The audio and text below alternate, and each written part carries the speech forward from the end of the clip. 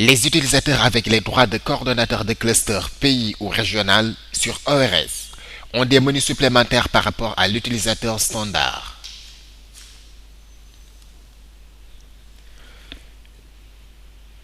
Le menu projet est la page d'accueil par défaut pour les utilisateurs avec la fonction de chef de file sectoriel. La page fournit la liste de tous les projets SRP et les éventuels projets supplémentaires créés sur ORS. Le coordonnateur de cluster peut filtrer les projets pour vérifier qui a effectué un reporting ou pas, et vérifier également les projets qui ont été financés. La page fournit aussi les contacts de tous les points focaux des projets pour un éventuel suivi.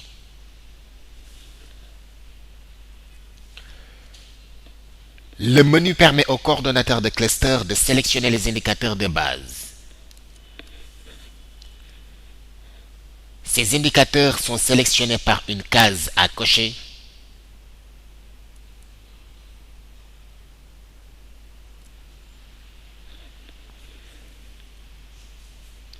et les indicateurs sélectionnés seront marqués d'un C.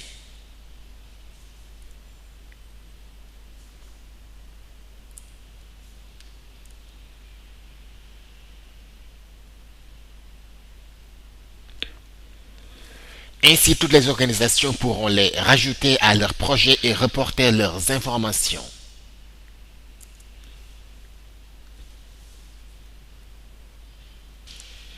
Le même processus s'applique aux indicateurs de base qui seront sélectionnés pour le suivi de performance. Ils seront marqués d'un R.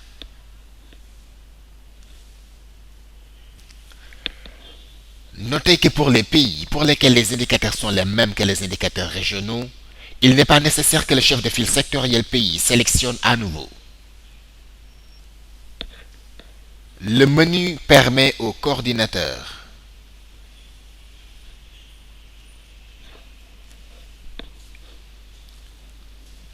de mettre les objectifs à mi-parcours et les objectifs finaux pour chaque indicateur. Cela se fait en tapant le nombre dans la case dédiée et en cliquant sur Enregistrer en bas de la fenêtre.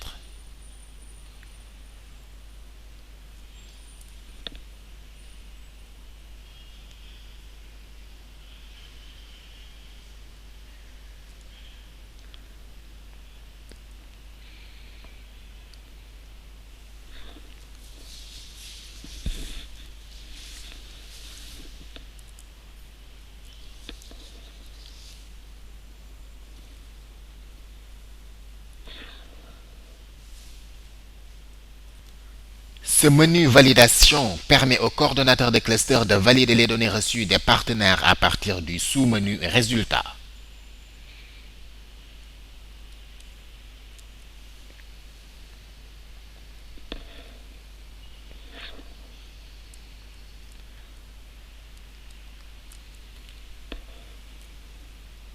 Et aussi d'approuver les modifications d'indicateurs à partir du sous-menu Indicateurs.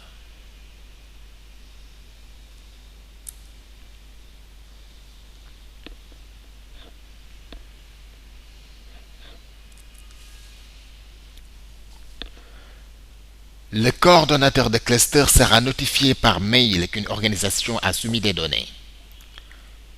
Il pourra soit cliquer sur le lien qui le redirigera directement au menu de validation, soit se connecter au système ORS et cliquer sur le menu validation des résultats.